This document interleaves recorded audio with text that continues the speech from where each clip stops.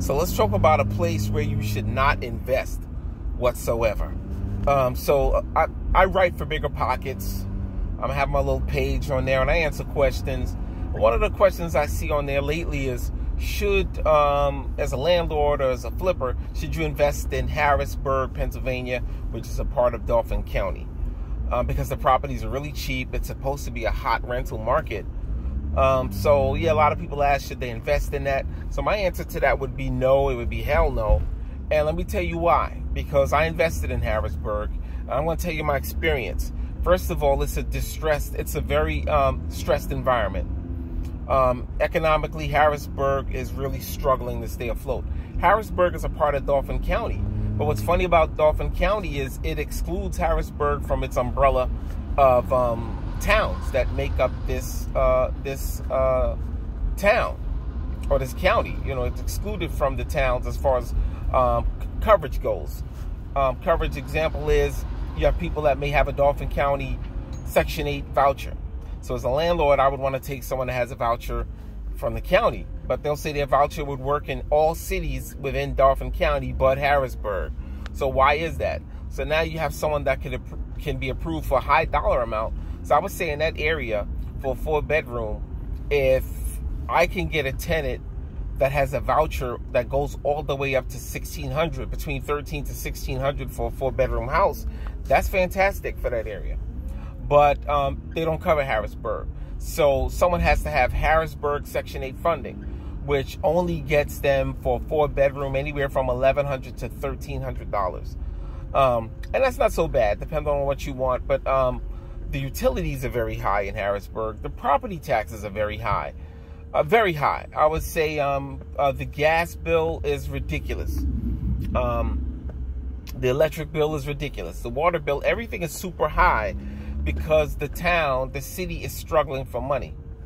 The worst part of it to me is if you're trying to be a successful landlord and run a business, you have to live there because there's a culture out there. A very cutthroat, snake, conniving, and this is not everyone. I'm just saying that my experience in dealing with contractors out there and property managers, not all, I would definitely say I would give kudos to one property management company that I recently contracted, and I'll mention them in the link. But I'll say I have gone through 2 property managers so far there. And this is how things work, which is I've never experienced this before. You will find contractors and property managers that will send you a list of all the services they can provide for you, right? But once you call them on that to provide those services, they don't provide them. And they have no excuses for why. I had a contractor who not only was a contractor, but a property manager, and he sold me on all these services that he could provide. He said he's a property manager. So property manager means my tenant should be calling you, not me, when they have issues. They shouldn't be calling me at all. They should be calling you. So he wasn't responding to my tenants. And he was so angry, he went over to the property when I called him and said, look, my tenant is calling because of XYZ. Their carpet came up. I paid you as a contractor to fix the carpet or to lay out this new carpet I bought. He didn't do that, right? Oh yeah, my phone is ringing. Hopefully I'm still recording. My phone was ringing. Sorry about that. So anyway, long story short, he went to the property and my tenant calls me and they're having a real argument, her and my contractor / property manager. And she tells me the guy cursed her out and called her names and stuff like that. So I'm like, listen, under no circumstances are you to talk to the tenant like that. And he said, well, I can't go to this property anymore. I'm telling you, I can't stand her. I can't work with her. I'm going to wind up doing something to her and catching a case. This is what he told me. So mind you, end of the month, he's still looking for, he asked me, where's the property management money that you owe me? And I said, wait a minute, you stop managing the property. I'm not going to pay you for a service you don't provide. So anyway, give the guy a second chance. And the eviction date comes up for the tenant, right? For non-payment of rent. He goes to court and totally forgets the authorization form that he is representing me. So rather than him tell the judge could be rescheduled, He totally blunders the case, and it gets thrown out against the tenant. Now we bought the tenant more time. He's upset with me because he blundered it. And I'm like, how could you blunder that? Like, you know that you're going to, haven't you been to court before as a property manager? And I don't want to spend too much time on him, but I had another property manager that did the same thing. He would ask for money for things, and then when the tenants call him, he would have no response. I had a master plumber out there. If you do any construction, I built a second bathroom in the property. So you need a master plumber in order to make the appointment for you for the county to come and do an inspection, for code enforcement to do an inspection. So I'm talking to this guy, plumber, and he tells me he's licensed, everything is good standing, you know, he's definitely the person for the job. And then he starts trying to get other work out of me. He didn't even do this one yet. Long story short, he goes down, he applies for their permit. They call me and tell me this guy's license is expired, and he knew about it. So now when I call him, I say, you know what? I paid you $630 just to go down there and make an appointment for me to have this bathroom inspected. You mean to tell me that you can't pay the $130 to go and reinstate your license? He's like, well, give me $400 and I'll go down there and straighten everything. I mean, I kid you not. I'm not making this up. This is what he told me. He wanted another $400 out of me for him to go down and straighten out his license. So I basically had to let him know, listen, I'm going to sue you if you don't refund my money. You offered me a service you can't provide, right? That's fraud and misrepresentation. And I'm looking at his ads, and his ads saying how he's licensed and he's, you know, top notch. But I'm finding this to be like the environment. Now, that's the contractors. I must have dealt with a good 4 cutthroat contractors. I had one contractor that came up before I got someone else to build my bathroom. The second bathroom, I wanted to take the tub out of the main bathroom and put a stand-up shower in. He does the whole survey and then tells me how much it's going to cost. Only for him to come back after I pay him and he bought the part. Guess what? This tub is built into the floor. I said, wait a minute. Didn't you do a survey before you gave me an estimate? Shouldn't you have determined that when you did the survey or walkout? Oh, I missed that. And then he tells me, okay, so I'll lower the cost of the job.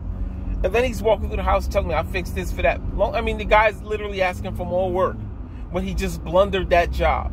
And this is the culture of contractors. Not all, but the ones I've encountered in Harrisburg, Pennsylvania. That's the contractors. Now let's get into the tenants. And drugs are a big thing out there. Like, a lot of people are on drugs. Hardcore drugs. When I advertised for a contractor, I can't tell you how many junkies showed up to the door saying they were contractors. And you clearly can see they were junkies. It's to the point where the habit has taken control of them. And they can't even function. But they're just so desperate for money, they'll tell you they can do anything. If you tell them, could you build me a vehicle identical to Tesla? They'll tell you, yeah, I can build it for you. Just give me $3,000 right now, and I'll build it for you and have it ready for you in the morning. That's exactly how it is. Not only that, the same thing with the tenants. I find the pool of tenants out there, first of all, you can't put your rent very high because the town is very depressed financially, right? So you want to put a modest amount of rent, but something, you know, where you're making a profit. But I found that most of the tenants that were coming to my door were junkies or on disability, one of the two. On Section 8, which I'm not knocking people on Section 8. Believe me, that's a plus when you're talking about Harrisburg. That's a plus to get someone with Section 8. So you have people that would show up just straight junkies, and I must have gone through 3 evictions in the matter of 7 months. I went through 3 evictions, right? People will lie to you. They will bring you fake documentation that they're gainfully employed. They'll lie to you. They'll show you documents that they're receiving disability. Only when you get in there, you find out that their disability has been suspended because they either botched their disability, or they only got the disability just so that they can get into the apartment. And then totally like, well, now I'm in. This is how short-sighted some of the people out there are. Now, the worst offender of them all, besides the crappy contractors, the crappy property managers, and the crappy pool of tenants, the worst offender of them all is code enforcement. If you Google code enforcement scandal in Harrisburg, you see that the mayor of Harrisburg is in a lot of hot water for swindling homeowners out of their homes. This is the game they play with you. And I didn't know that. I just got there, and I'm just wondering why code enforcement was always at the door, snooping around, looking for something. So code enforcement basically is God out there. They give them the same authority of the police. So code enforcement will show up to your home unannounced, demand that you let them in, and walk through your property and find anything to cite you for, then pop something on your door to tell you you have to evacuate your tenants, or even if you live in the property, you have to evacuate unless you settle this, whatever. It's fine. Pure extortion. They'll tell you how many people you can have living in your house. For instance, if you want to run a rooming house, you need to get the proper certification. Now, I live in New York. In New York, people run rooming houses all the time with no certification. No one's code enforcement isn't that strict. People, as long as you pay your taxes and you keep up with your utilities and there are no fires and you stay under the radar, you can get away with that in New York. I can tell you that. A lot of places. But in Harrisburg, Pennsylvania, that is close to impossible. I don't know how they do it, but they literally stake out people's houses, see how many people live in there. I don't know how they do it, but you hear all the time, like people that would apply to my place would say, oh, I lost the place I was living in because it was a rooming house, and code enforcement showed up and gave us all 30 days to evacuate. So I got to find a place ASAP. And this is what they were doing. Now, I wasn't even running a rooming house. I had just a couple living there. And actually, it was one person, he moved his girlfriend in. So when he was arrested, which terminated his lease when he went to jail, he was out of there as far. He had to do jail time. So I rented the place to a new tenant. His girlfriend was supposed to be out of the place, but told me she was out. But when my new tenant moved in, I don't know how she was in the place. But lucky, the place is huge, and I was turning it into a 2-unit. I had 2 bathrooms, an upstairs, downstairs, so there was enough space for me to say, hey, you stay in this quarter, you stay in that quarter. So this tenant called the girlfriend, who wasn't allowed to be there, called code enforcement, and sure enough, they showed up accusing me of running a rooming house. But once I got that straightened out, they would literally just show up unannounced, asking my tenant, one tenant is living there, who all lives here. There are more people living here. Walking around the yard. They would go through the house, looking through the house, looking in the closets, like the police. And then what they would do is, and you find out this is something the county is in big trouble for, code enforcement, is swindling houses from homeowners. What they'll do is put so many fines and liens on the property that the homeowner can't afford to get out of that. And then on top of that, the high property taxes. So then once they put the homeowner in that deep financial hole, the homeowner has no choice, because then they just seize the property from the homeowner. When they can't pay all those fines, they seize the property and take control of it, which is pure extortion. And this is how they do it. They hang out. I've never seen anything like that. Like, code enforcement literally would hang out, I would say, in cars nearby with nothing to do all day but watch people's houses and count how many heads are coming out of the house, and then just storm the house like the police. So also, more extortion the county does is, let's say I wanted to turn my place into a 2-unit. So they do let you have there's an application you apply for. It's called a special exceptions and hardships. And you apply for that to get the license or permit to do that, which is my house. And talking to them on the phone before I did the application, they're like, hey, it's your house. As long as you're not running a rooming house, it's your house. You can build whatever you want. You can put a bathroom in there. You can put a second kitchen. It's your property. We can't stop you from doing that. You just got to get the permit. So I applied for the permit. The permit was $530. Then there's a hearing. And you go to this hearing, and then they'll tell you their recommendation, the people in zoning. And then you have your actual court date where they make the decision. So I paid this $530, and I go to this hearing. And all of a sudden, the same people who told me over the phone and through email and fill out the application, yeah, it's that easy, are saying we don't see why this should be approved. You haven't proved the hardship. This will create a parking hazard. Even though I showed pictures of the entire block, front to back, that there's plenty of parking space for me to turn it into a 2-unit. It's just one extra vehicle.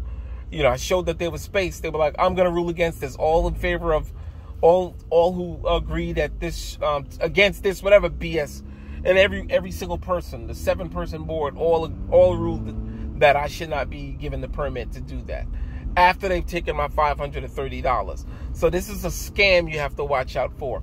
They'll tell you can do certain things with your property and apply for a license and permit, and then when you apply for it, they deny you, but they keep your money. Another thing, you need a building permit for everything. So my neighbor built new steps and actually destroyed my front steps. It broke them down. My steps were slanted. They fell in on the side. I had them repaired. By a contractor. Code enforcement shows up while my contractor is repairing the stairs, which tells me that they literally sit in cars and stake people's properties out. Once they have you in their crosshairs, they do that. So he tells my contractor, stop working.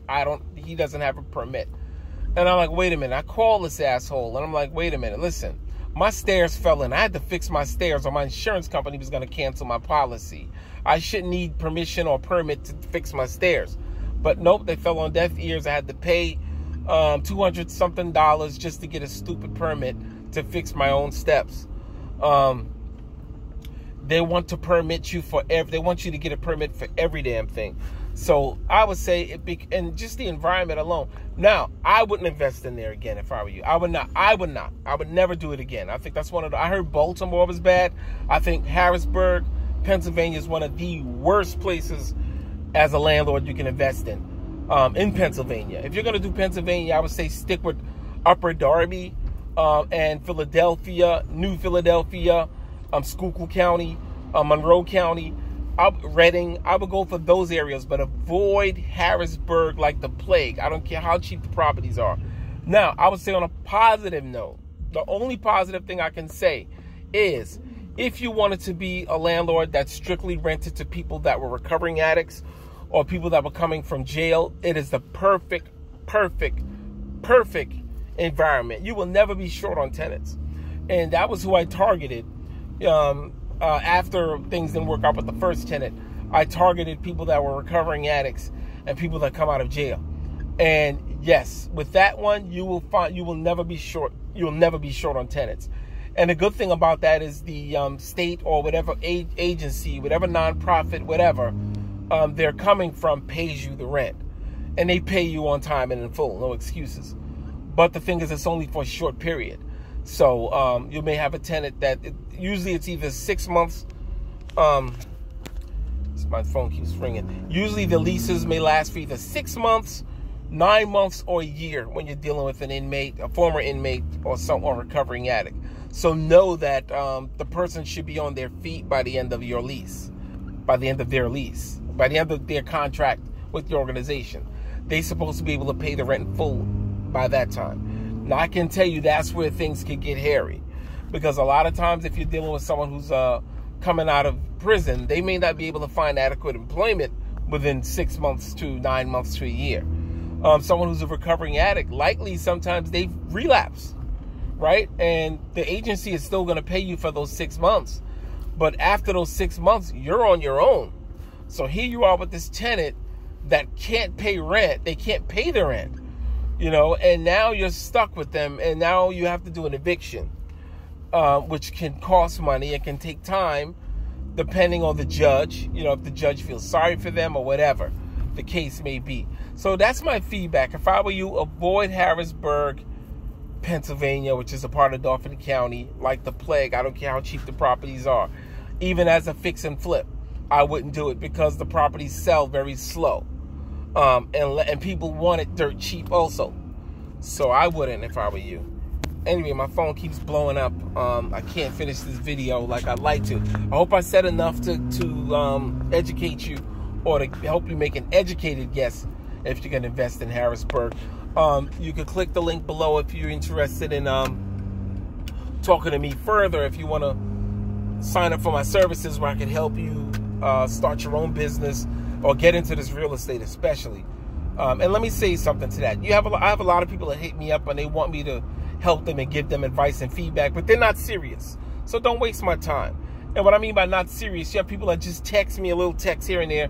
they'll find me on Twitter and they'll send me a message. But when I say, hey, give me a call, let's set up a time, and I let them know that I don't work for free. I'm giving you good game. I'm giving you something that can help you turn your life around.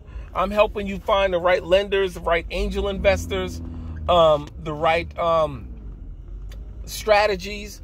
I'm putting you in touch with the right team to help you get started. So I'm giving you maybe a good 10 grand worth of services for a measly one-time consultation fee, right? Or not even that. Let's say you want to go deep in. Even my deep courses that I teach at colleges, I'm not charging much. But, you know, that tells me how serious you are. If you're not willing to invest in yourself, no one else should be willing to invest in you either. You can't get things for free. And that tells me how serious you are. If you think I'm supposed to give you my time, my hard-earned time, and these resources that I'm going to give to you for free. Because that tells me that even if I gave you that stuff for free, you wouldn't be able to do anything with it if you have no money, right? And not saying that you have to be rich, because a lot of what I tell people is low cost, low barrier, low entry business strategies. They're things you can do. You know, you got one or two tiers. There are things you can start right away that I can show you, and there are things that may cost you a little more. But either way, I'm going to be putting you on the right track. I'm going to give you the right people to talk. So I'm going to give you the right resources. We're going to have a real conversation. It may not happen in one sitting, in one session, but I will make myself available to you. The times we agree to, the slots we agree to, whatever services that I tell you that I'm going to deliver to you, I'm going to deliver to you. But I expect you to come 100% correct with me, as I'll come 100% correct with you. And the people who I'm talking to, they know who I'm talking. They know exactly what I mean. Because you have some people that will go and slander your name on social media, and they don't tell the full story. They don't tell their part, what they did in the interaction to cause things to end on a sour note. So anyway, that's it. Please follow me on Instagram. It's mitch_maximized. You can go to my website also, which is below. And that's it. Thank you. Please comment. Please like this video, of course, and subscribe to my channel. Thank you.